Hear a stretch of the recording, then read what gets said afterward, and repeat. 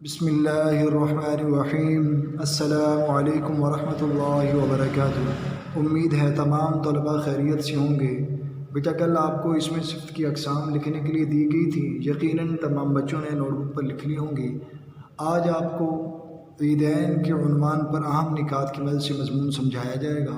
آپ پہلے علم میں اضافے کی دعا پڑھ لیجئے، رب زدنی علما، اے میرے رب میرے علم میں اضافہ فرما۔ اب چلتے ہیں بیٹا عیدین کے عنوان پر مضمون لکھنے کے لیے خاکہ کی جانب۔ آپ دیکھ رہے ہیں بیٹا اہم نکات۔ نمبر 1، ماہ شوال۔ ماہ شوال آج کے مضمون کا عنوان ہے عیدین، اور اس عیدین کے عنوان کا پہلا اہم نقطہ ماہ شوال، یعنی پہلے یہ ذہن میں رکھیں عیدین کسے کہتے ہیں۔ عیدیں سال میں دو ہوتی ہیں، ایک کو عید الفطر، ایک کو عید الاضحیٰ کہتے ہیں۔ اس وجہ سے اسے عیدین کہتے ہیں۔ اور بیٹا عید الفطر شوال کے مہینے کی پہلی تاریخ کو ہوتی ہے۔ مسلمانوں کے لیے مسرت کا دن ہے اور مذہبی تہوار ہے، کیونکہ اللہ تعالیٰ نے ماہ صیام کے روزے فرض کیے ہیں اور قدر مشقت طلب کام ہے۔ پھر اس کے دوران قیام اللیل، نماز تراویح، صدقہ و خیرات کی جو عبادات مقرر کی ہیں، بندے انہیں بحسن خوبی ادا کرتے ہیں اور خدا کی ادا کردہ توفیق کے مطابق کامیاب ہوتے ہیں، اور جو صدقہ و خیرات دی جاتی ہیں اسے فطرانہ کہا جاتا ہے، اور اسی نسبت سے اس کو عید الفطر کہتے ہیں۔ دوسرا نقطہ فطرانہ کی ادائیگی۔ مسلمان عید الفطر کے موقع پر مستحق لوگوں میں فطرانہ تقسیم کرتے ہیں۔ کیوں؟ تاکہ مستحق لوگ بھی ہمارے ساتھ عید کی خوشیوں میں شامل ہو سکیں۔ ان کو یہ احساس ہی نہ ہو کہ وہ غریب ہیں، ان کے پاس پیسے نہیں ہیں، اس لیے ان کو عید کی خوشیوں میں شامل ہونے کا حق نہیں ہے۔ تیسرا نقطہ عید کی تیاریاں۔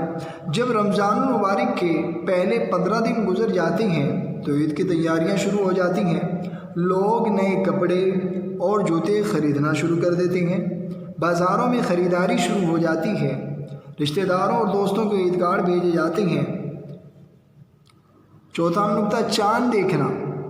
جو ہی رمضان کی 29 تاریخ آتی ہے، بڑے چھوٹے روزہ افطار کرتے ہی اپنے مکانوں کی چھتوں پر چڑھ جاتے ہیں اور ہلال عید کی تلاش میں بار بار آسمان کی طرف دیکھتے ہیں۔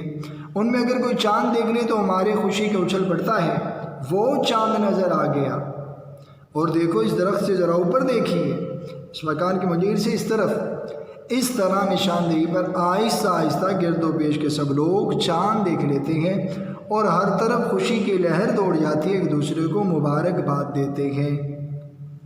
ہنستی ہوئی صبح روز عید آئی ہے، ہنستی ہوئی صبح روز عید آئی ہے، لے کے نئے جذبات سے عید آئی ہے، لے کے نئے جذبات سے عید آئی ہے۔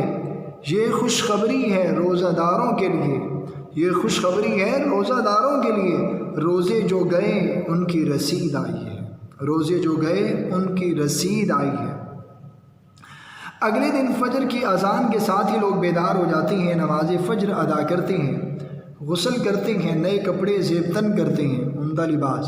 پانچواں نقطہ نئے کپڑے زیب تن کرتے ہیں، گھروں میں عید کے پکوان شروع ہو جاتے ہیں، بالعموم سویاں، حلوہ اور کھیر پکائی جاتی ہے، بچے والدین بڑوں سے عیدی وصول کرتے ہیں، لوگ عید کی نماز پڑھنے کے لیے جاتے ہیں، اور نماز کے بعد تمام تر لوگ ایک دوسرے سے ملنے کے لیے ان کے گھروں میں جاتے ہیں۔ اگر کسی کے آپس میں رنجش ہوتی ہے تو اس دن اسے دور کرتے ہیں، غرض پورا دن خوشی مناتے گزر جاتا ہے۔ چھٹا نقطہ ماہ ذی الحجہ۔ عید کے دوسرے تہوار کو عید الاضحیٰ کہتے ہیں۔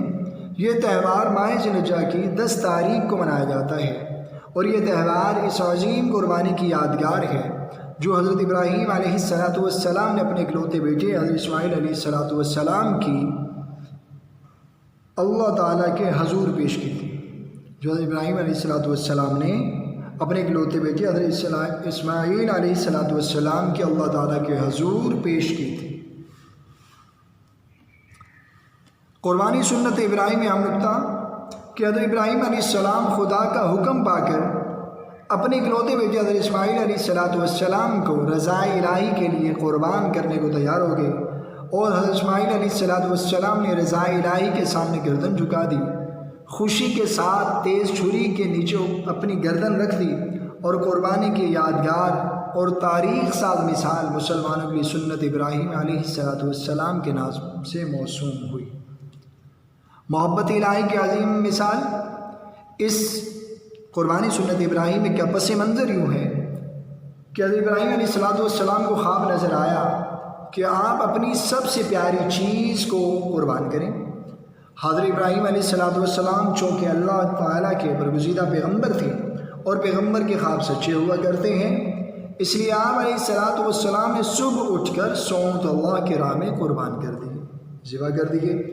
دوسری رات پھر حضرت ابراہیم علیہ السلام کو وہی خواب نظر آیا کہ اپنی پیاری چیز کو قربان کریں۔ آپ علیہ السلام پھر سونت قربان کر دی۔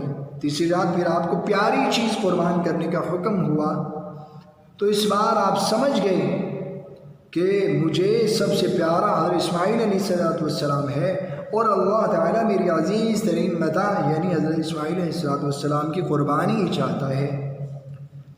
بقول حفیظ جلندری، بشارت خام میں پائی کے اٹھ ہمت کا سامان پیدا کر، بشارت خام میں پائی کے اٹھ ہمت کا سامان پیدا کر، بے خوشنودی مولا اسی بیٹے کو قربان کر، بے خوشنودی مولا اسی بیٹے کو قربان کر۔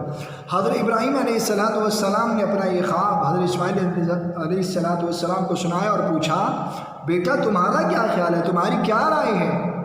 حضرت اسماعیل علیہ السلام نے جواب دیا، ابا جان اللہ تعالیٰ نے جو حکم آپ کو دیا ہے اس کو پورا کر دیجئے، آپ انشاءاللہ تعالیٰ مجھے صبر کرنے والوں میں پائیں گے۔